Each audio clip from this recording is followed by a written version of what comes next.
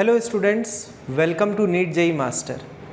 Students, आज इस video lecture में हम एक बहुत इम्पॉर्टेंट टॉपिक केमिस्ट्री का आपके साथ डिस्कस करने वाले हैं, स्पेशली इनऑर्गेनिक केमिस्ट्री। तो स्टूडेंट्स, जैसा कि आप जानते हैं कि अकार्बनिक रसायन स्टडी करने के लिए जो सबसे इम्पॉर्टेंट टॉपिक हमको पता होना चाहिए वो है इलेक्ट्रॉनिक विन्यास लिखना। तो क्लास 10th में जो हमको सिखाया जाता है इलेक्ट्रॉनिक कॉन्फ़िगरेशन, इलेक्ट्रॉनिक विन्यास लिखना, वो बिल्कुल बेसिक लेवल पे होता है। और क्लास 11th या 12th में आते ही आपको एक नए तरीके से इलेक्ट्रॉनिक विन्यास कैसे लिखते हैं ये सीखना होगा। इसके बिना अकार्बनिक रसायन का कोई भी चैप्टर पूरी तरीके से समझ पाना या क्वेश्चंस को अटेम्प्ट कर पाना पॉसिबल नहीं है। तो स्टूडेंट्स, अकार्बनिक रसायन का आज का टॉपिक है इलेक्ट्रॉनिक विन्यास लिखना क्वांटम संख्या के अनुसार। तो स्टूडेंट्स, अगर आप क्लास 11th में नए हैं तो आपको ये क्वांटम संख्या वाला जो वर्ड है ये कुछ नया लग रहा होगा, क्योंकि आज से पहले आपने ना सुना होगा ना पढ़ा होगा इसके बारे में डिटेल में। लेकिन मैं आपको बता दूं कि इलेक्ट्रॉनिक विन्यास लिखने के लिए किसी भी तत्व का, किसी भी परमाणु का, हमको क्वांटम संख्या के बारे में जानकारी बहुत ज़्यादा ज़रूरी है। और आगे से आने वाले हर चैप्टर में इसी के अनुसार हम इलेक्ट्रॉनिक विन्यास लिखेंगे अकार्बनिक रसायन के अंदर और क्वेश्चंस को हम बनाएंगे। ठीक है, तो चलिए, आज का हेडिंग है क्वांटम संख्या। सबसे पहले इसके बारे में आपको एक जानकारी दे देता हूं मैं, उसके बाद धीरे धीरे करके हम टॉपिक को आगे बढ़ाएंगे। तो क्वांटम संख्या क्या है स्टूडेंट्स? असल में क्वांटम संख्या कुछ ऐसे पैरामीटर हैं, कुछ ऐसे टर्म हैं जो कि हमें हेल्प करते हैं इलेक्ट्रॉनिक विन्यास लिखने के लिए। तो सबसे पहले मैं आपको क्वांटम संख्या जो है 4, उनके नाम बता देता हूँ। नंबर 1, मुख्य क्वांटम संख्या, जिसे इंग्लिश में हम कहते हैं प्रिंसिपल क्वांटम नंबर।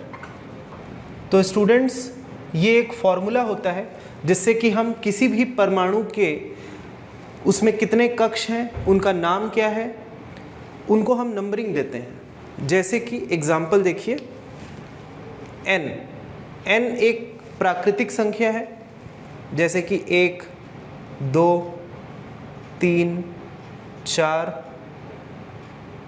और इस तरह से आगे। तो आपने बोर का परमाणु संरचना या परमाणु मॉडल अगर पढ़ा है तो आपको पता होगा कि परमाणु में बीच में नाभिक होती है और उसके आसपास कक्ष। तो इन्हीं कक्षों के बारे में जानकारी, उनके नाम और नंबर हमको इस मुख्य क्वांटम संख्या से पता चलते हैं। जैसे कि नाभिक और उसके पास जो सबसे पहला कक्ष होता है, जिसे हम K कक्ष कहते हैं, उसका मुख्य क्वांटम संख्या का नंबर 1 होता है। उसके बाद L कक्ष, जिसमें मुख्य क्वांटम संख्या का नंबर 2 होता है। फिर M मुख्य क्वांटम संख्या का नंबर 3 होता है और n मुख्य क्वांटम संख्या का नंबर 4 होता है। ये देख सकते हैं आप। तो कुल मिलाकर के ये जो पहला क्वांटम संख्या है, ये एक फॉर्मूला हमको बता रहा है कि कैसे हम किसी भी परमाणु के अंदर कक्ष का नाम, ये अल्फ़ाबेट आप देख सकते हैं जो K, L, M, N, उनको जो एक नंबर दिया गया है रोल नंबर की तरह। जैसे K कक्ष आएगा तो हमेशा फर्स्ट है उसका नंबर, L आएगा तो नंबर उसका 2 है, M आएगा तो 3 है और N आएगा तो 4 है।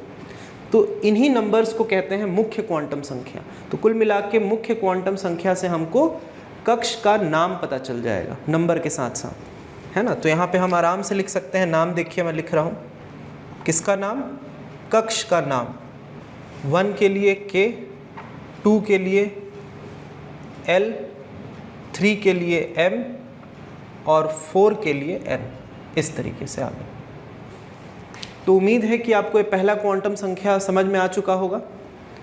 इसके बाद चलिए आगे बढ़ते हैं, क्योंकि धीरे धीरे हमको सीखना है कि किस तरीके से हम इलेक्ट्रॉन को भरेंगे हर एक कक्ष के अंदर। तो आ जाते हैं दूसरे क्वांटम संख्या की तरफ, जिसका नाम है दिगंशी क्वांटम संख्या। और स्टूडेंट, इंग्लिश में इसको कहते हैं एजिमुथल क्वांटम नंबर। तो इससे क्या जानकारी हमको मिलती है ये मैं थोड़ा भी आपको एक्सप्लेन करूंगा। क्या होता है कि क्लास 10 तक हमको परमाणु में कक्ष की जानकारी तो होती है, लेकिन हमें ये नहीं पता होता कि हर कक्ष जो है वो उपकक्ष में विभाजित है, और उपकक्ष जो है कक्षक में विभाजित है आगे चल करके, और फाइनली जो कक्षक है उसमें इलेक्ट्रॉन जो है रहता है। ये ठीक उसी तरीके से है। एक एग्जांपल मैं आपको देता हूँ, ज़्यादा अच्छे से समझ में आएगा। जैसे कि अगर किसी से एड्रेस पूछा जाए उसका, किसी पर्सन से, कि वो कहाँ रहता है, तो उसको हम 3-4 पार्ट में डिवाइड करते हैं। जैसे कंट्री का नाम जानना बहुत ज़रूरी होगा उसके एड्रेस के लिए। उसके बाद सिर्फ कंट्री के नाम से हम उसको खोज नहीं पाएंगे कि उसका घर कहाँ पे है, उसको आगे चल करके बताना पड़ेगा कि वो कौन से स्टेट में रहता है। और आगे सिर्फ स्टेट से भी काम नहीं चलेगा, क्योंकि बहुत बड़ा एरिया है। उसके घर तक पहुंचना, उसके एड्रेस को लोकेट करना सिर्फ इतने में पॉसिबल नहीं है। ठीक है, ठीक वैसी इलेक्ट्रॉन की पूरी जानकारी मुख्य क्वांटम संख्या से सिर्फ आपको नहीं मिल सकती कि आप सिर्फ ये बता दें कि वो कौन से कक्ष में है, तो इलेक्ट्रॉन का वो कंप्लीट इन्फॉर्मेशन नहीं है। तो कंट्री और स्टेट के बाद हमको बताना पड़ता है सिटी, और सिटी भी काफ़ी बड़ा एरिया हो सकता है, इसीलिए हमको एग्जैक्ट एरिया या स्ट्रीट बताना पड़ेगा या लैंडमार्क कुछ देना पड़ेगा, तब जा कर के हो सकता है कि 4 स्टेप के बाद आपका एग्जैक्ट एड्रेस किसी को पता चले, वो आपको लोकेट कर पाए। ठीक इसी तरीके से इलेक्ट्रॉन भी परमाणु के अंदर कहाँ पे है, उसका पोजीशन, उसका लोकेशन समझने के लिए हमको कुल मिलाकर के 4 क्वांटम संख्या होती हैं, ठीक इसी तरीके से, जो हमें जानकारी रखनी पड़ेगी, जिसमें से एक मैंने आपको बता दिया है मुख्य क्वांटम संख्या के बारे में। तो दिगंशी क्वांटम संख्या कुछ इस तरीके का है कि कंट्री के बारे में तो हमको पता चल गया। अब स्टेट, क्योंकि कंट्री जो है बहुत सारे स्टेट्स में डिवाइडेड है, ये हम जानते हैं। ठीक है, तो अभी सेकेंड लेवल पे हम पहुँचे हैं। तो देखिए, कंट्री मतलब हम समझ सकते हैं कि कुछ मुख्य क्वांटम संख्या जैसा है। यहाँ पे मैं लिख रहा हूँ मुख्य क्वांटम संख्या। स्टेट समझ लीजिए, जो दूसरा क्वांटम संख्या अभी हम पढ़ने वाले हैं, दिगंशी क्वांटम संख्या। सिटी समझ लीजिए, जो नंबर तीसरा बताऊंगा, नाम मैं यहाँ पे अभी पहले लिख दे रहा हूँ, जिसको कहेंगे हम चुंबकीय क्वांटम संख्या। और स्ट्रीट जो हम बोल रहे हैं, ये लगभग, ये एक एग्जाम्पल मैंने दिया है ताकि आप कंपेयर कर सकें। तो लास्ट में आता है चक्रण क्वांटम संख्या। तो कुल मिला के 4 क्वांटम संख्याएं होती हैं। नंबर 1 मुख्य क्वांटम संख्या, नंबर 2 दिगंशी, नंबर 3 चुंबकीय, और नंबर 4 चक्रण क्वांटम संख्या। तो जब किसी इलेक्ट्रॉन का हमको ये चारों जानकारी प्राप्त होता है, उसके बाद ही हम बता सकते हैं कि वो इलेक्ट्रॉन परमाणु में एग्जैक्ट कहाँ पे है। ठीक है, तो नंबर 2 जो है दिगंशी क्वांटम संख्या, इसका एक फॉर्मूला होता है स्टूडेंट्स, जिससे कि हम इसको कैलकुलेट करेंगे। फॉर्मूला मैं आपको बताता हूँ।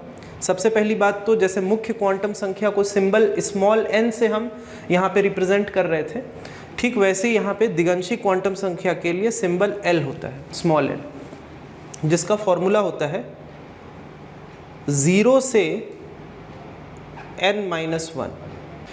और इससे क्या जानकारी हमको मिलेगी, जैसे कंट्री के बाद स्टेट आया था, तो वैसे ही कक्ष के बाद आता है कि वो कितने उपकक्ष में विभाजित है। तो हर कक्ष स्टूडेंट्स परमाणु के अंदर बहुत सारे उपकक्ष में विभाजित होता है। ठीक है, तो उसके बारे में जानकारी देगा दिगंशी क्वांटम संख्या।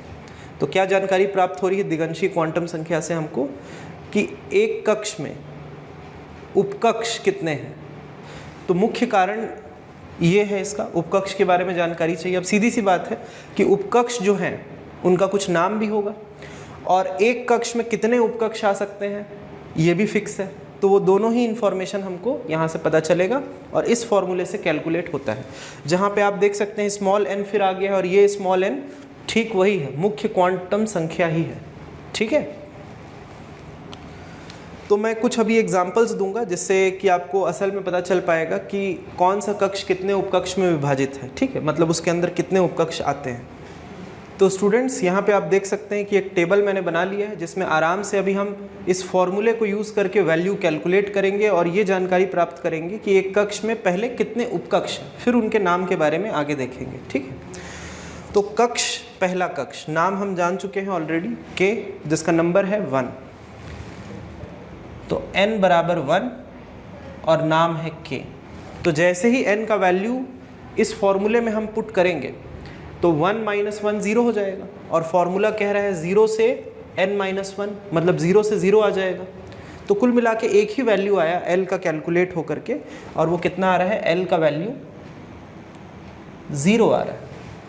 अब L का वैल्यू 0 मतलब मैं आपको बताना चाहता हूँ स्टूडेंट्स, ऐसा नहीं है कि पहले कक्ष में एक भी उपकक्ष नहीं है, नहीं, पहले कक्ष में एक उपकक्ष है जिसका कोड 0 है, ठीक है। तो 0 को यहाँ पे 1 काउंट किया जाता है। तो यहाँ पे मैं आपको बता दूँ उपकक्ष की संख्या कितनी है, 1 है, ना कि 0। तो L बराबर 0 को हम यहाँ पे एक उपकक्ष काउंट कर रहे हैं, ठीक है। अभी आगे चल करके धीरे धीरे और आपको अच्छे समझ में आएगा। आगे बढ़ते हैं तो n का वैल्यू जब 2 लेते हैं, सीधी सी बात है कि कक्ष का नाम क्या है, L। उपकक्ष इस फॉर्मूले से जब कैलकुलेट करेंगे तो 2 वैल्यू आएगा, एक आएगा 0 देखिए, और एक जैसे ही आप 2 डालोगे तो 2 - 1 1 आएगा। तो एक तो 0 आ गया, 0 से n - 1, तो एक तो 0 आया और दूसरा एक आ जाएगा L बराबर 1। तो कुल मिला के कितने उपकक्ष हो गए दूसरे कक्ष के अंदर, 2, एक 0 कोड वाला, एक 1 कोड वाला, ठीक है। और आगे बढ़िए, n = 3 ले लीजिए, m कक्ष है, L के कितने वैल्यूज आ जाएंगे यहाँ पे देखिए, 0 से n - 1। तो n को जब 3 यहाँ पे डालोगे तो 3 - 1 2 आएगा, तो 3 वैल्यू आएंगे, L बराबर 0, L बराबर 1 और 2। ये देखो 3 अलग अलग वैल्यू आ गए, ठीक है। तो इस हिसाब से देखा जाए तो यहाँ पे 3 उपकक्ष होंगे तीसरे कक्ष के अंदर, 3 उपकक्ष में विभाजित होगा, है ना। और आगे नंबर 4 कौन सा है, n कक्ष। तो n कक्ष में देखिए इस फॉर्मूले में डालिए उसको, तो जैसे ही यहाँ 4 डालेंगे तो 4 - 1 क्या आएगा, 3 आ जाएगा, ठीक है। तो यहाँ पे L के 4 वैल्यू आएंगे, L0, L1, L2 और L3, मतलब कुल मिला के 4 उपकक्ष में विभाजित है चौथा कक्ष। ये देखिए टेबल अब कंप्लीट हो चुका है, ठीक। इसके आगे भी जा सकते हैं स्टूडेंट्स, n के आगे भी कक्ष होते हैं, उपकक्ष भी होते हैं, लेकिन यहाँ पे क्या है कि पहले आपको मैं 4 कक्ष में समझा देता हूँ, फिर आगे उसको हम जितना चाहें उतना आगे बढ़ा पाएंगे। फॉर्मूला मेरे ख्याल से आपको क्लियर होगा कि कैसे दिगंशी क्वांटम संख्या का फॉर्मूला लगाया, और हमने ये यहाँ पे कैलकुलेट कर लिया है कि किस कक्ष के अंदर कितने संख्या हैं उपकक्ष के। अभी नाम मैंने नहीं बताया है, सिर्फ संख्या बताई है। जैसे पहले कक्ष में एक ही उपकक्ष है जिसका कोड है L बराबर 0, दूसरे कक्ष में 2 उपकक्ष हैं, 2 कोड्स हैं, एक 0 एक 1, सब इसी फॉर्मूले से आया है, आप चेक करते जाइए। तीसरे कक्ष में 3 उपकक्ष हैं, L0, L1, L2, और n जो चौथा ऑर्बिट है उसमें 4 उपकक्ष हैं, L0, L1, L2, L3, total 4। अब हम देखेंगे कि उन उपकक्ष का नाम क्या है, ठीक है। तो उसके लिए एक और टेबल मैं उस तरफ बनाऊंगा अभी स्टूडेंट्स, देखिए। तो स्टूडेंट्स यहाँ पे देख सकते हैं कि एक टेबल मैंने बना दिया है जिसमें कि दिगंशी क्वांटम संख्या के कोड लिखे हुए हैं, 0, 1, 2, 3, ठीक वही कोड है जो यहाँ पे अभी हमने कैलकुलेट किया था। ये देख सकते हैं आप, 0 से लेकर के आपको नंबर 3 तक के कोड दिख रहे होंगे। तो क्या 3 के आगे भी होते हैं? हो सकते हैं, लेकिन अभी तक जितने तत्व आविष्कारित हैं 118, उनका इलेक्ट्रॉनिक विन्यास जब हम लिखते हैं तो इससे आगे आपको ज़रूरत नहीं पड़ेगी कि दिगंशी क्वांटम संख्या का कोड जो है वो 3 के आगे जाता नहीं है। और यही कारण है कि जो आवर्त सारणी है, आधुनिक आवर्त सारणी में जो ब्लॉक्स होते हैं वो यही 4 होते हैं, S, P, D और F। तो उसी हिसाब से उनका नाम दिया जाता है। देखिए L कोड 0 के लिए नाम है उपकक्ष का S, 1 के लिए है P, 2 के लिए है D और 3 के लिए है F। तो अब आपको मेरे ख्याल से समझ में आ चुका होगा कि 4 ही ब्लॉक क्यों होते हैं और उनके नाम S, P, D और F ही क्यों हैं, ठीक है। तो चलिए अब मैं इस पिक्चर को जितना अभी तक आपको एक्सप्लेन किया गया है एक साथ मैं इसका समरी बना देता हूँ, तो आपको कम से कम 2 चीज़ें क्लियर हो जाएंगी कि परमाणु के अंदर कितने कक्ष और हर कक्ष में कितने उपकक्ष, उनकी संख्या, उनके नाम, सब एक साथ में लिख के दिखा रहा हूँ। तो देखिएगा। तो स्टूडेंट्स यहाँ पे देखिए एक परमाणु संरचना का एक फॉर्मेट मैंने बना दिया है जिसमें कि अब मैंने कक्ष का नाम भी लिख लिया है K, L, M, N, साथ ही साथ उनमें कितने उपकक्ष होंगे उनकी संख्या को अब मैं यहाँ पे लिखने वाला हूँ एक एक करके दिगंशी क्वांटम संख्या के साथ। तो ध्यान दीजिएगा, K कक्ष के लिए n बराबर 1 था तो L का वैल्यू एक ही आया था, कितना आया था 0। L के लिए 2 वैल्यू आ गए थे 0 और 1, तो यहाँ देखिए मैं लिख रहा हूँ L बराबर 0 और एक आया था 1। M के लिए कितने आए थे? 3 आए थे, L0, L1 और L2। आगे L0, L1, L2 और L3, ये देख सकते हैं। ठीक, अब इनका नाम भी हम जान चुके हैं कि L का कोड 0 के लिए S होता है। तो देखिए अब फाइनली मैं नाम इसका क्या लिख रहा हूँ। सबसे पहली बात तो कि पहले कक्ष का S उपकक्ष है, तो इसका नाम देखिए मैं क्या लिखूँगा, S तो लिखूँगा ही, लेकिन 1 भी लिख दूंगा सामने, मुख्य क्वांटम संख्या भी सामने लिखूँगा। उसका कारण ये है कि अभी दूसरे कक्ष के लिए भी मैं फिर L के वैल्यू 0 के लिए S लिखूँगा दोबारा, तो हमको पता कैसे चलेगा कि ये S जो है कक्षक पहले कक्ष का है कि दूसरे का है। तो इसीलिए उसको अलग करने के लिए हम क्या करते हैं, मुख्य क्वांटम संख्या सामने लिख देते हैं। ये देखिए अब आप अलग कर पाएंगे कि 1s जो है वो पहले कक्ष का S उपकक्ष है, जबकि 2s जो है वो दूसरे कक्ष का S उपकक्ष है। अब ये अलग हो गया मुख्य क्वांटम संख्या लिखने से। तो कुल मिला के इसका नाम अब जो आगे हम पढ़ेंगे वो होगा 1s, दूसरे वाले का 2s। फिर आगे उसी तरीके से L बराबर 1 के लिए P है और है दूसरे कक्ष का। यहाँ पे मैं नंबरिंग भी कर देता हूँ आपके लिए। नंबर 1 पहला कक्ष, ये दूसरा, ये तीसरा और ये है चौथा, नंबर 4। ठीक है, तो अब ज़्यादा दिक्कत नहीं आएगी। यहाँ देखिए मैं लिखने वाला हूँ 2p, क्योंकि L इक्वल टू 1 के लिए P और दूसरे कक्ष का 2p। फिर आगे उसी तरीके से अब मेरे ख्याल से आपको समझ में आ गया होगा क्या आना चाहिए। तीसरा कक्ष है 3s, 3p, 3d, ये देखिए, और चौथे वाले में S से लेकर के F तक आ जाएगा। ये आ गया 4s, 4p, 4d और 4f, ये देख सकते हैं। तो स्टूडेंट्स अभी तक मैंने कक्ष और उपकक्ष के नाम और संख्या सब यहाँ पे एक साथ आपके सामने लिख दिया है। थोड़ा जगह भी छोड़ के रखा है। आगे का जो आएगा अभी तीसरा क्वांटम संख्या, चुंबकीय क्वांटम संख्या, जिसको अभी हम डिस्कस करेंगे, उससे हमको ये जानकारी मिलेगी कि एक उपकक्ष में और कितने कक्षक हैं। ठीक वैसे ही जैसे हर स्टेट जो है वो बहुत सारे सिटी में डिवाइडेड होता है। ठीक है, तो इसी डिवीज़न को दिमाग में रखते हुए आगे हम पढ़ते जा रहे हैं। ठीक है, इसको थोड़ा और अच्छे से मैं आपके लिए प्रेजेंट कर देता हूँ ताकि एकदम क्लियर दिखे आपको। तो स्टूडेंट्स ये देखिए एक और कॉलम मैंने बना दिया है अब सामने, जिसमें कक्षक के बारे में जानकारी अभी हम निकालेंगे और उसके लिए अभी हम पढ़ेंगे तीसरी क्वांटम संख्या, जिसको कहते हैं चुंबकीय क्वांटम संख्या, जिससे हम ये पता लगा पाएंगे कि एक उपकक्ष में और कितने कक्षक हैं, मतलब एक उपकक्ष कितने कक्षक में विभाजित है। ठीक वैसे ही जैसे कि एक स्टेट कितने और ज़्यादा सिटीज़ में डिवाइडेड है ना। तो इसका एक फॉर्मूला है स्टूडेंट्स चुंबकीय क्वांटम संख्या का, जिस तरीके से दिगंशी का ये फॉर्मूला था। तो यहाँ पे मैं फॉर्मूला लिख रहा हूँ ऊपर में, नंबर 3 चुंबकीय क्वांटम संख्या।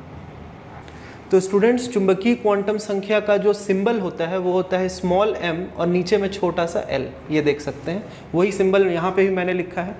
और चुंबकीय क्वांटम संख्या पढ़ने से हमें ये जानकारी मिलती है कि एक उपकक्ष में कितने कक्षक हैं। ठीक है, तो क्या फॉर्मूला है इसका देखिए, ml का ये होता है -l से 0 से +l।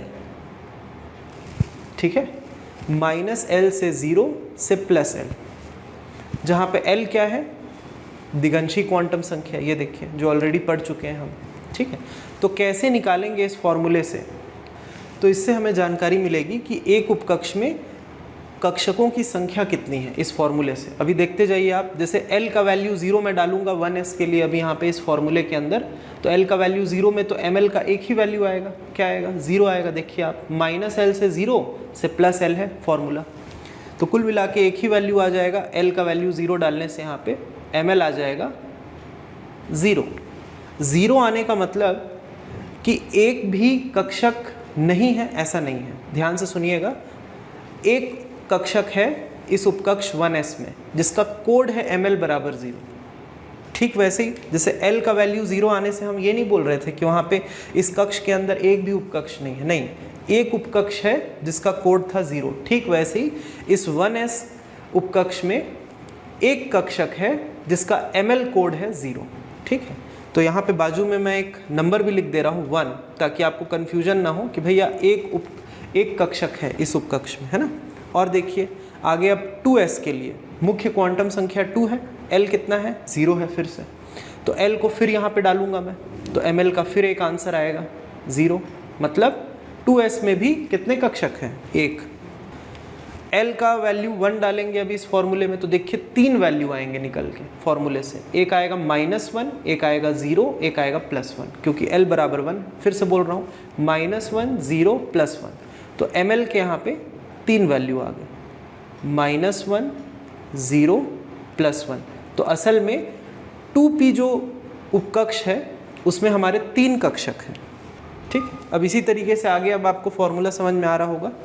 तो 3s में क्या आ जाएगा, ml का फिर से एक ही वैल्यू आएगा क्योंकि s है, और s के लिए l का वैल्यू क्या होता है 0, तो 0 आप डालेंगे तो ml भी 0 आएगा, मतलब एक ही कक्षक है 3s के अंदर। तो आप ध्यान देने वाली बात यह है कि जब जब s उपकक्ष आएगा उसके अंदर एक ही कक्षक है, जब जब p आएगा तो उसके अंदर 3 कक्षक है, ये फिक्स है। अभी चलेगा आगे, देखिए आप ध्यान से। 3p में फिर से ml के 3 वैल्यू आ जाएंगे, क्योंकि l को आप 1 डालेंगे तो -1, 0, +1, -1, 0, +1, 3 आ गए। आगे 3d में ml के l बराबर 2 आप डालिए तो -2, -1, 0, +1, +2, 5 वैल्यू आएंगे, -2, -1, 0, +1, +2, ये देखिए 5, इधर लिख दे रहा हूँ मैं 5 वैल्यू आए, ठीक है। उसी तरीके से 4s में ml का एक ही वैल्यू आएगा 0, मतलब s जहाँ जहाँ भी आ रहा है उसके अंदर एक ही कक्षक है। 4p तो ml 3 वैल्यू आ जाएंगे, -1, 0, +1। 4d में ml के 5 आएंगे, -2, -1, 0, +1, +2, ठीक है 5। और 4f में ml के 7 वैल्यू आएंगे स्टूडेंट्स, ध्यान दीजिएगा, क्योंकि l का वैल्यू 3 है, तो 3 आप डालिए इस फॉर्मूले में, -3, -2, -1, 0, +1, +2, +3, -3, -2, -1, 0, +1, +2, +3, तो कुल मिला के 7 वैल्यू आए हैं इसमें, 7। ये देखिए, तो पूरा पिक्चर अब आपको क्लियर हुआ होगा कि एक परमाणु में कई कक्ष होते हैं, हर कक्ष उपकक्ष में विभाजित है, हर उपकक्ष कक्षक में विभाजित है। एक कक्ष में कितने उपकक्ष होते हैं, उनकी संख्या, उनके नाम, ये क्लियर है आपको दिगंशी क्वांटम संख्या से। हर एक उपकक्ष में कितने कक्षक होते हैं, ये हमको क्लियर है नंबर 3 चुंबकीय क्वांटम संख्या से, है ना। ये देखिए 1s में एक कक्षक, 2s में एक, 2p में 3, 3s में फिर एक, ये सारे कोड्स लिखे हुए हैं, ठीक है। अब मैं इस डायग्राम को दोबारा एक अलग तरीके से मैं यहाँ पे बनाऊंगा थोड़ी देर में, जिसमें कि जब हम इलेक्ट्रॉन भरेंगे कक्षकों के अंदर, फाइनली अब ये वाला जो है क्वांटम संख्या, चक्रण क्वांटम संख्या जब सीखेंगे, जिसमें कि हम स्पष्ट देख पाएंगे कि इलेक्ट्रॉन को जब भरते हैं कक्षक के अंदर तो उनका चक्रण कैसा होता है, और उसके लिए हमको चौथा क्वांटम संख्या, चक्रण क्वांटम संख्या पढ़ना होगा इसके आगे। तो इस चीज़ को मैं दोबारा से एक बार बनाऊंगा और अच्छे से आप ध्यान से देखिएगा। पहले आप यहाँ तक चेक कर लीजिए कि आपको एक एक चीज़ क्लियर हो। आप चाहें तो वीडियो पॉज करके यहाँ तक का नोट्स बना सकते हैं, आराम से देखिए। ये सारी चीज़ें आपको क्लियर होंगी तो ही आगे चल करके इलेक्ट्रॉनिक विन्यास आपको समझ में आएगा। तो स्टूडेंट्स चलिए आगे बढ़ते हैं, और अब हम फाइनली इलेक्ट्रॉन विन्यास लिखना सीखेंगे। उससे पहले चुंबकीय क्वांटम संख्या को स्टूडेंट्स इंग्लिश में कहते हैं मैग्नेटिक क्वांटम नंबर, ये आपको जानकारी होनी चाहिए, मैग्नेटिक क्वांटम नंबर, ठीक। तो इलेक्ट्रॉनिक विन्यास लिखने के कुछ नियम हैं स्टूडेंट्स। देखिए, सेम चीज़ को जो अभी थोड़ी देर पहले अभी हमने नोट किया था, उस चीज़ को मैंने एक डायग्राम फॉर्म में यहाँ पे बना दिया है, जिससे कि आपको और बेहतर समझ में आएगा कि कैसे हम इलेक्ट्रॉन को भरेंगे अभी कक्षकों के अंदर। उससे पहले नियम के बारे में जान लेते हैं स्टूडेंट्स, क्योंकि इन्हीं 3 नियम के अनुसार इलेक्ट्रॉन को हम भरते हैं कक्षकों के अंदर, जिसमें पहला नियम है इलेक्ट्रॉनिक विन्यास लिखने का अफबाउ का नियम। तो अफबाउ के नियम के अनुसार हम इलेक्ट्रॉन को कक्षकों में हमेशा बढ़ते ऊर्जा क्रम के अनुसार ही भरते हैं। तो कैसे हमें पता चलेगा कि किस कक्षक की ऊर्जा कितनी है? तो स्टूडेंट्स, उसको निकालने के लिए एक फॉर्मूला होता है। ये देखिए, यहाँ पे मैंने वापस इसको मिटा करके लिख दिया है आप लोगों के लिए, ताकि स्पष्ट आपको दिखे कि किस कक्षक की कितनी ऊर्जा है। उसका फॉर्मूला होता है उपकक्षकों की ऊर्जा निकालने के लिए n+l, जहाँ n मुख्य क्वांटम संख्या है, l है दिगंशी क्वांटम संख्या। दोनों क्या होते हैं, ये उम्मीद है कि आपको अच्छे से क्लियर हो चुका होगा। अब ये एक एक करके हम हर एक उपकक्ष की ऊर्जा यहाँ पे कैलकुलेट करेंगे और देखेंगे कि किसकी ऊर्जा कितनी है, किधर बढ़ रही है, किधर कम हो रही है, क्योंकि उसी के अनुसार अफबाउ के नियम के हिसाब से हमें इलेक्ट्रॉन को कक्षकों में भरना है अभी। ठीक है, देखिए, तो सबसे पहले आता है 1s। तो 1s के लिए n का वैल्यू 1 है और l का वैल्यू है 0। तो ऊर्जा कितनी हो जाएगी? E बराबर हो जाएगा 1 + 0, 1। इसकी ऊर्जा 1 आ गई। 2s के लिए n का वैल्यू है 2 और l है 0। तो 2 + 0, ये देखिए यही फॉर्मूला लग रहा है, 2 आ गया। मतलब इतना तय है कि पहले 1s में इलेक्ट्रॉन भरा जाएगा, उसके बाद 2s में आएगा, क्योंकि ऊर्जा बढ़ रही है। यही अफबाउ का नियम है, पहला नियम। अब 2p के लिए ऊर्जा कितनी आ जाएगी, चेक करिए। 2 + 1, 3। आगे बढ़ते हैं। 3s के लिए 3 + 0, फिर से 3। अब यहाँ पे एक कन्फ्यूजन आ सकता है कि 2p की ऊर्जा भी 3 आ गई है और 3s की भी 3 आ गई है, तो पहले किसको भरे? तो याद रखिए, जब भी ऊर्जा समान आ जाए, सेम आ जाए, तो उस कक्षक को पहले आपको फिल करना है जिसका मुख्य क्वांटम नंबर छोटा है। मतलब कि 2p में पहले हम इलेक्ट्रॉन भरेंगे, उसके बाद 3s में आएंगे। ठीक है, तो यहाँ पे मैं लिख देता हूँ एक नोट कि ये दोनों का समान होने के कारण जो कन्फ्यूजन होगा कि पहले किसको भरें, तो जिसकी मुख्य क्वांटम संख्या छोटी होगी, छोटे मुख्य क्वांटम संख्या वाले कक्षक को प्राथमिकता, ये ध्यान में रखना है आपको। तो क्लियर है कि 2p को पहले फिल करेंगे, उसके बाद 3s आएगा। ठीक है, 3p के लिए क्या हो जाएगा? 3 + 1 ऊर्जा 4, और 3d के लिए 3 + 2 ऊर्जा का वैल्यू आ गया 5। तो अभी तक तो लगातार बढ़ते जा रहे हैं, कहीं कोई दिक्कत नहीं है। लेकिन जैसे ही हम 4s में जाते हैं स्टूडेंट्स, ध्यान दीजिएगा इसको, तो ये हो रहा है 4 + 0, 4। बहुत ज़्यादा इम्पॉर्टेंट है ये पॉइंट, तो ध्यान रखिए कि 3d का आ गया है 5 और 4s का आ गया है 4। मतलब इसमें कोई डाउट नहीं है कि 4s जो है उसका पोजीशन 3d के बाद आता है। मतलब नाभिक से ज़्यादा दूर कौन है? 3d नज़दीक है, 4s उससे ज़्यादा पीछे है, दूर है। ठीक है, लेकिन जब भी हम इलेक्ट्रॉन को भरेंगे तो अफबाउ के इस नियम के अनुसार 4s में पहले इलेक्ट्रॉन डालेंगे, उसके बाद आएगा 3d में। कारण क्या है कि इस फॉर्मूले के हिसाब से जो ऊर्जा आ रही है 3d की, वो अधिक आ रही है 4s से। तो 3d को बाद में फिल करेंगे, 4s को पहले। तो ये ध्यान रखना है, ये इंपॉर्टेंट मार्क कर दे रहे हैं यहाँ पे, IMP। ठीक है, जिससे आपको क्लियर रहे कि 4s पहले फिर 3d। फिर आगे तो कोई दिक्कत वाली बात नहीं है। 4p में बढ़ेगी ऊर्जा, कितना आ जाएगा देखिए, 4 + 1 5। आगे 4d के लिए 4 + 2 6, और लास्ट 4f के लिए 4 + 3 7। तो अभी तक 4f तक जो हमने लिखा है ऊर्जा का स्तर, उसमें 2 जगह याद रखने वाला है पॉइंट कि 2p और 3s की ऊर्जा बराबर होने के बाद भी 2s को हम प्राथमिकता देंगे क्योंकि उसका मुख्य क्वांटम संख्या छोटा है। उसके बाद 3s में फिल करेंगे इलेक्ट्रॉन, जबकि 4s में पहले इलेक्ट्रॉन डालेंगे, 3d में बाद में, कारण उसका ऊर्जा स्तर 3d का अधिक है, 4s का कम है।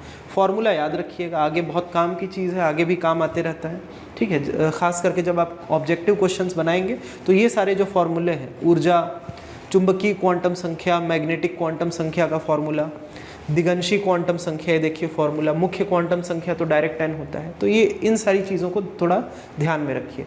तो उम्मीद है कि आपको जो पहला नियम है एफबाउ का नियम, उस हिसाब से एक सीक्वेंस समझ में आ गया होगा कि किस क्रम में हमको पहले किस में इलेक्ट्रॉन भरना है, फिर बाद में किस तरफ जाना है। इन दो जगह पे ध्यान रखना है, ठीक है। अब आ जाते हैं दूसरे नियम की तरफ। तो स्टूडेंट्स एक उदाहरण लेते हैं इलेक्ट्रॉनिक विन्यास को समझने के लिए। सेम डायग्राम मैंने इस तरफ बना दिया है और ये जो बॉक्स जैसा आपको दिख रहा है, ये असल में चुंबकीय क्वांटम संख्या से निकाला गया कक्षक का नोटेशन है। ये और अच्छे से आपको समझ में आएगा जब मैं चुंबकीय क्वांटम संख्या के जो वैल्यू हमने कैलकुलेट किए थे इन बॉक्स के ऊपर लिख दूंगा। जैसे याद करिए 1s के लिए ml का जो वैल्यू आया था इस फॉर्मूले के हिसाब से, -l से 0 से +l, एक ही वैल्यू आया था ml का 0। तो देखिए एक कक्षक मैंने बना दिया है यहाँ पे, एक बॉक्स। अभी उसी के अंदर इलेक्ट्रॉन हम भरेंगे, ठीक है। तो ml का वैल्यू क्या है असल में यहाँ पे 0, एक बॉक्स मैंने बनाया। सेम 2s के लिए भी ml का एक ही वैल्यू आएगा 0, ये देखिए 0 लिख दे रहा हूँ मैं। 2p के लिए क्या आया था याद करिए, 3 वैल्यू आए थे, -1, 0, +1। तो यहाँ पे मैं लिख रहा हूँ -1, 0, +1। अब आपको समझ में आ रहा होगा कि क्यों इतने ऐसे बॉक्सेस बनाए गए हैं और उनका कोड स्पष्ट आपको समझ में आ रहा होगा जैसे मैं लिख रहा हूँ, है ना। 3s में एक ही आएगा ml का कोड 0, तो एक बॉक्स मतलब एक कक्षक है 3s के अंदर। 3p में फिर से 3 आ जाएगा, -1, 0, +1। 3d में स्टूडेंट्स 5 आता है, -2, -1, 0, +1, +2। 4s में एक ही आता है ml का वैल्यू 0। 4p में -1, 0, +1, 3। इधर देखिए -2, -1, 0, +1, +2। इधर -3 से स्टार्ट होता है ना, 7 होते हैं कक्षक 4f में, -3, -2, -1, 0, +1, +2 और +3। तो ये मैंने सारे चुंबकीय क्वांटम संख्या की जो कैलकुलेटेड वैल्यू थे वो यहाँ पे मैंने डाल दिए हैं, ये देख लीजिए आप, ठीक है। अब एक उदाहरण लेते हैं और इलेक्ट्रॉनिक विन्यास को थोड़ा समझने की कोशिश करते हैं, ठीक है, कि कैसे फिल करेंगे इलेक्ट्रॉन हम कक्षकों के अंदर। पहला नियम हमको समझ में आ चुका है, एफबाउ का नियम, वो पढ़ लिया हमने। दूसरे और तीसरे नियम को मैं फिल करते हुए बताऊंगा, एक्सप्लेन करूंगा, ठीक है। तो जैसे कि हम लेते हैं उदाहरण आयरन का, Fe, जिसके अंदर आप जानते हैं कि कितने इलेक्ट्रॉन होते हैं, 26 इलेक्ट्रॉन होते हैं। तो इन 26 इलेक्ट्रॉन को अभी हम फिल करते जाएंगे, देखिए आप ध्यान से। तो स्टूडेंट्स इलेक्ट्रॉन को हम एक एरो की तरह रिप्रेजेंट करते हैं। जब इसमें भरते हैं कक्षकों में इलेक्ट्रॉन को तो एक एरो की तरह रिप्रेजेंट करते हैं, और वहीं पे हमारा जो चौथा क्वांटम संख्या है, चक्रण क्वांटम संख्या, उसका यूज़ होता है। तो यहाँ पे मैं एक लिख रहा हूँ नंबर 4 जो क्वांटम संख्या है, चक्रण, और इसका नोटेशन जो होता है, सिंबल, वो होता है स्मॉल m और नीचे छोटा सा s। ये चक्रण क्वांटम संख्या, इंग्लिश में इसको कहते हैं spin quantum number, Qn quantum number, spin. तो मैं आपको एक जानकारी दे देता हूँ स्टूडेंट्स कि आप जानते हैं कि इलेक्ट्रॉन जो है नाभिक के आसपास जो है चक्रण करते हैं, ठीक है। साथ ही साथ वो अपने कक्ष पे जो है वो घूर्णन भी करते हैं, मतलब रोटेशन भी करते हैं, और उसी को हम स्पिन कहते हैं। तो जो 2 इलेक्ट्रॉन हैं, यहाँ थोड़ा समझने की कोशिश करिए। जैसे ये नाभिक है, ये एक कक्ष है, ये देखिए ध्यान से। मान लीजिए इस कक्ष पे 2 इलेक्ट्रॉन हैं और दोनों जो हैं वो नाभिक के आसपास ऐसे परिक्रमा करने वाले हैं, ठीक है। तो जिस तरीके से पृथ्वी परिक्रमा करती है सूर्य के चारों ओर और साथ ही साथ घूर्णन भी करती है, ठीक वैसे ही इलेक्ट्रॉन भी परिक्रमा के साथ साथ क्या करते हैं, घूर्णन भी करते हैं, उसी को हम स्पिन कहते हैं। तो देखिए जैसे कि इस कक्ष में 2 इलेक्ट्रॉन हैं, दोनों मान लीजिए कि ऐसे इस तरीके से परिक्रमा करने वाले हैं इस डायरेक्शन में। देखिए मैंने एरो बनाया है नाभिक के चारों ओर, ठीक है, लेकिन उसके बाद भी वो अपने कक्ष पे क्या करेंगे, घूर्णन भी करते हुए परिक्रमा करेंगे। तो मान लीजिए कि अगर एक इलेक्ट्रॉन इस तरीके से घूर्णन कर रहा है, घूर्णन करते हुए जा रहा है, डायरेक्शन देखिए उसका कैसा है, एंटी क्लॉकवाइज है, तो दूसरा वाला कैसे करेगा, क्लॉकवाइज करेगा स्पिन। इस तरीके से होता है। तो ये जानकारी हमको ये चक्रण क्वांटम संख्या से मिलती है कि 2 इलेक्ट्रॉन, अधिक से अधिक कितने, 2 इलेक्ट्रॉन जो है एक कक्षक में आ सकते हैं। बहुत इंपॉर्टेंट है, ध्यान से सुनिए। एक कक्षक में कितने इलेक्ट्रॉन आ सकते हैं? जो बॉक्स मैंने बनाया है वो क्या यहाँ रिप्रेजेंट कर रहा है? एक कक्षक। तो एक कक्षक में अधिक से अधिक 2 ही इलेक्ट्रॉन आ सकते हैं, और उन दोनों इलेक्ट्रॉन का भले परिक्रमा का डायरेक्शन सेम रहे, लेकिन घूर्णन का डायरेक्शन जो है उल्टा रहेगा। ये देखिए, एक है एंटी क्लॉक तो दूसरा है क्लॉक। इसी को हम लिखते हैं चक्रण क्वांटम संख्या से रिप्रेजेंट करते हैं, और उसको हम 2 तरीके से लिख सकते हैं। देखिए, या तो हम एरो बना करके लिखते हैं, जैसे मान लीजिए कि ये एंटी क्लॉकवाइज वाला जो है इलेक्ट्रॉन जो घूर्णन कर रहा है उसके लिए ऊपर एरो, अप एरो बना दिया, तो क्लॉकवाइज वाले के लिए डाउन एरो बना देंगे। या फिर कभी कभी लिखते हैं इसके लिए, मान लीजिए +½ लिख रहा हूँ मैं, ये नोटेशन है, सिंबल है, ठीक है, ये बताने के लिए कि उसके घूर्णन का डायरेक्शन क्या है। +½ लिख रहा हूँ अगर किसके लिए, एंटी क्लॉक के लिए, ऐसे एंटी क्लॉक के लिए, तो क्लॉक के लिए उल्टा क्या लिखूंगा, देखो -½ तो या तो हम अप और डाउन एरो बनाते हैं, या तो +½ -½ लिखते हैं चक्रण क्वांटम संख्या को। तो अब उम्मीद है आपको चारों क्वांटम संख्या क्लियर हुआ होगा। अभी जब मैं इलेक्ट्रॉनिक विन्यास लिखूंगा तो एक बार और आप समरी देख लीजिएगा, जिससे कि और आपको अच्छे समझ में आएगा। एक नियम तो अभी हम पढ़ चुके हैं, बाकी 2 भी उसमें कवर हो जाएंगे, तो बस ध्यान रखिए। तो आयरन का भी हम एग्जाम्पल ले रहे थे जिसमें कि 26 इलेक्ट्रॉन है, तो 26 इलेक्ट्रॉन को हम फिल करने वाले हैं अफबाउ नियम को ध्यान में रखते हुए। देखिए, तो जैसे कि मैंने अभी बताया कि एक कक्षक में अधिक से अधिक 2 ही इलेक्ट्रॉन आ सकते हैं, और दोनों का जो चक्रण है वो उल्टा होना चाहिए, ठीक है। तो देखो, एक इलेक्ट्रॉन मैं यहाँ पे भर दिया, ठीक है, अप स्पिन, तो दूसरा वाला आएगा डाउन। तो अभी तक 26 में हमने 2 इलेक्ट्रॉन यहाँ पे फिल कर लिया है, किसके अंदर, 1s में। आगे बढ़ते हैं, तो 1s के बाद किसका नंबर है इस ऊर्जा स्तर के आधार पे, 2s, फिर 2p। इसी कंडीशन में आगे बढ़ रहे हैं, तो 2s में कितना आ जाएगा, 2 इलेक्ट्रॉन आएगा, एक अप स्पिन, एक डाउन आ जाएगा। ये देखिए 4 हो गए टोटल, 26 में 4 अभी तक। और आगे बढ़ते हैं, फिर 2p। अब स्टूडेंट बहुत ध्यान रखिएगा, यहीं पे आएगा हून का नियम, जिसमें क्या लिखा है, देखिए, समान ऊर्जा वाले कक्षकों में पहले एक एक इलेक्ट्रॉन फिर युग्म बनाना है, मतलब पेयरिंग बाद में करना है, पहले सिंगल सिंगल इलेक्ट्रॉन हम फिल करते हैं, ठीक है। तो ध्यान दीजिएगा, ऐसा इसलिए करते हैं क्योंकि ये जो 3 कक्षक हैं, तीनों की ऊर्जा समान है, तीनों की ऊर्जा समान है, 2p वाले हैं, तो तीनों की ऊर्जा कितनी है, इसकी भी 3 है उस फॉर्मूले के हिसाब से, ये वाले की भी है 3, इसकी भी 3 है, इसकी भी 3 है, देख लीजिए आप। तो तीनों की समान ऊर्जा है, ठीक है। तो हम इसमें ये डिसाइड नहीं कर सकते किसका कम है किसका ज़्यादा है, इसीलिए पहले क्या करते हैं, हून के नियम के हिसाब से पहले एक एक इलेक्ट्रॉन फिल करते हैं, फिर रिपीट करते हैं। तो इस चीज़ को ध्यान रखिएगा हमेशा। तो देखो, 3 इलेक्ट्रॉन पहले सिंगल सिंगल, 1 2 3, तीनों का स्पिन अप, और एक कक्षक में कितने, 2 इलेक्ट्रॉन आ सकते हैं, दोनों का स्पिन क्या होना चाहिए, उल्टा होना चाहिए। अब मैं रिपीट करूँगा, ठीक है, क्योंकि अभी मेरे पास कुल 26 इलेक्ट्रॉन है, अभी तक कितने हुए हैं, 4, और ये 3, 7 हो गए।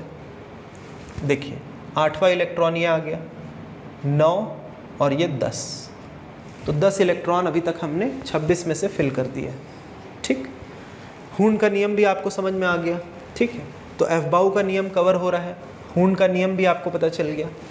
जो तीसरा नियम है पाउली का नियम, जिसके हिसाब से कि किसी भी 2 इलेक्ट्रॉन्स के चारों क्वांटम संख्या समान नहीं हो सकते, ठीक है। कोई भी 2 इलेक्ट्रॉन पकड़ लीजिए, मान लीजिए इन दोनों को हम लेते हैं, पूरे परमाणु के अंदर कोई भी 2 इलेक्ट्रॉन, और आप कंपेयर करके देखिए कि क्या इन दोनों इलेक्ट्रॉन या किन्हीं भी 2 इलेक्ट्रॉन के क्या चारों के चारों क्वांटम संख्या समान है, नहीं आएंगे, कभी नहीं आएंगे। जैसे इस इलेक्ट्रॉन का मुख्य क्वांटम संख्या क्या है, ये वाले का ध्यान रखिए 2, तो इसका भी 2 है, चलो ये तो सेम हो गया। दिगंशी क्वांटम संख्या इस इलेक्ट्रॉन का कितना है, p है, तो p के लिए L1 होता है, p है तो p के लिए L1 होता है, तो इसके लिए दिगंशी क्वांटम संख्या 1 हो गई, और इस इलेक्ट्रॉन के लिए भी 1 हो गई क्योंकि वो भी 2p में, ठीक है। चुंबकीय क्वांटम संख्या इस इलेक्ट्रॉन के लिए +1, तो इस इलेक्ट्रॉन के लिए भी +1, तो मतलब 3 क्वांटम संख्या इन दोनों इलेक्ट्रॉन के लिए इक्वल आ गई है। कौन कौन सी, मुख्य भी दोनों का सेम है 2, दिगंशी भी दोनों का सेम है, p के लिए L का वैल्यू 1, इसका भी 1 है, इसका भी 1 है। मैग्नेटिक भी दोनों के लिए सेम है, चुंबकीय क्वांटम संख्या +1, ठीक।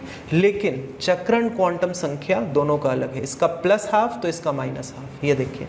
तो कहने का मतलब अधिक से अधिक 3 क्वांटम संख्या किन्हीं भी 2 इलेक्ट्रॉन की सेम हो सकती है, चारों के चारों सेम नहीं आएंगे। ठीक है, यही कहता है पाउली का नियम। ठीक, तो तीनों नियम कवर हो गए, आप देखिए ध्यान से। ठीक, आगे बढ़ते हैं। अभी तक 10 इलेक्ट्रॉन हमने फिल कर दिया है, अभी 16 और बचे हुए हैं। तो देखिए ये आ गया 11वां इलेक्ट्रॉन, ये 12वां, 2 इलेक्ट्रॉन दोनों का चक्रण उल्टा। यहाँ पे फिर से हूंड का नियम लगेगा, ध्यान से। तो पहले सिंगल सिंगल फिर रिपीट, ये देखिए। तो अभी तक स्टूडेंट्स हमने 10, 2 12 और 6 18 इलेक्ट्रॉन फिल कर दिया है। तो 18 फिल हो गए हैं, बचे कितने? 26 में से 8 और बचे हैं। ठीक, तो अब उन 8 इलेक्ट्रॉन को कैसे फिल करेंगे, यहाँ पे बहुत ज़्यादा इंपॉर्टेंट ध्यान दीजिएगा, क्योंकि हमको पता है कि इस ऊर्जा स्तर के आधार पे पहले 4s को फिल करना है, फिर 3d आएगा। तो गलती से भी 3d में फिल मत करिएगा, भले ही वो पहले यहाँ पे उपस्थित है, 4s उसके पीछे आता है, लेकिन उसके बाद भी उस नियम के अनुसार बढ़ते क्रम में ऊर्जा स्तर के हिसाब से 4s में पहले फिल करेंगे इलेक्ट्रॉन, फिर बचे हुए इलेक्ट्रॉन को 3d में डालेंगे।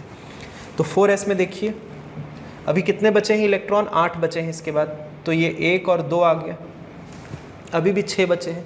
अब फिर से हूंड के नियम के अनुसार पहले 3d में सिंगल सिंगल, ये देखिए 5 हो गए, 1 और बचा बस, 6वां, ये लास्ट में पेयरिंग। तो स्टूडेंट्स ये आ चुका है इलेक्ट्रॉनिक विन्यास किसका? आयरन का, जिसमें कि 26 इलेक्ट्रॉन होते हैं। आप काउंट करके देखिए तो 26 आएंगे, और ये करेक्ट ऑर्डर है बिल्कुल, जिसमें कि तीनों नियम फॉलो हो रहे हैं, ऊर्जा स्तर का भी सही नियम यहाँ पे लगा हुआ है। तो कुल मिला के इसको लिखने का एक और तरीका हो सकता है, तो डायग्राम फॉर्म में मैंने बनाया है, तो मैं नीचे मिटा करके फिर से आयरन का आपको शॉर्टकट में लिख के दिखाता हूँ, आप देखिएगा चेक करके। तो स्टूडेंट्स देखिए, आयरन का इलेक्ट्रॉनिक विन्यास जिसमें कि 26 इलेक्ट्रॉन हैं, तीनों नियम के अनुसार और चारों क्वांटम संख्या को फॉलो करके जो बनता है वो है 1s2, देखते जाइए, 2s2, 2p6, 3s2, 3p6, देखिए उसके बाद 4s2, फिर 3d। तो 4s को आप पहले लिख सकते हैं, कोई दिक्कत नहीं है, लिखते टाइम इस तरीके से लिखते टाइम आप पहले लिख लीजिए, फिर लास्ट में आएगा 3d6। आप गिन के देखिए टोटल 26 इलेक्ट्रॉन आ रहे हैं। तो आपको एग्जाम में क्या है कि इस तरीके से लिखने की ज़रूरत नहीं है, ये तो समझने के लिए डायग्राम बना करके कक्षकों का चुंबकीय क्वांटम संख्या के साथ आप शॉर्टकट में डायरेक्ट ऐसे लिखिए। लेकिन हाँ, ध्यान रहे कि सभी नियम का हम फॉलो करके इस तरीके से इलेक्ट्रॉनिक विन्यास लिखना है। मैं आपको एक और उदाहरण दे देता हूँ जल्दी से, जो आपको इस तरीके से लिखने का थोड़ा प्रैक्टिस करना है। तो एक उदाहरण था आयरन, एक और लिख लेते हैं। मान लीजिए कि छोटा सा एटम ले लेते हैं सोडियम, जिसके अंदर 11 इलेक्ट्रॉन होते हैं। तो अगर 10वीं में हम लिखते स्टूडेंट्स, तो किस तरीके से लिखते हैं? जैसे कि आयरन का लिखते तो KLMN ऐसे लिखते थे क्लास 10 तक। 2, 8, इसमें अधिक से अधिक कितने इलेक्ट्रॉन आ सकते हैं? K में 2, इसमें 8, इसमें 18 और इसमें 32। ठीक है, तो इसमें 10 हो गए, कितने बचे और? 16।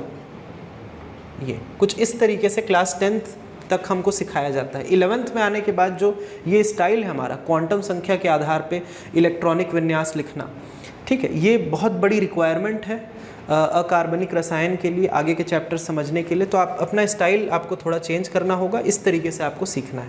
उसी तरीके से सोडियम का जैसे पुराने स्टाइल में हम लिखते थे KLMN, तो कुछ ऐसा था। K में तो कुल 11 इलेक्ट्रॉन है, तो 2, 8, 1। लेकिन अब हम उसको कैसे लिखेंगे? देखिए ध्यान से, अब हम उसको लिखेंगे 1s2, 2s2, 2p6 और 3s1, कुछ ऐसा लिखेंगे। देखिए, तो स्टूडेंट्स उम्मीद है कि आपने हर चीज़ को नोट डाउन किया होगा, नोट्स बना लिया होगा। और आज का ये जो वीडियो लेक्चर का टॉपिक था इलेक्ट्रॉनिक विन्यास लिखना क्वांटम संख्या के आधार पे, उम्मीद है आपको अच्छी तरीके से समझ आ चुका होगा। 2 उदाहरण भी मैंने आखिरी में दिए हैं, ध्यान से देखिएगा। तो स्टूडेंट्स इस टॉपिक को अच्छे से समझने के बाद अब आगे अकार्बनिक रसायन में आपको कोई तकलीफ़ नहीं होगी। Thank you.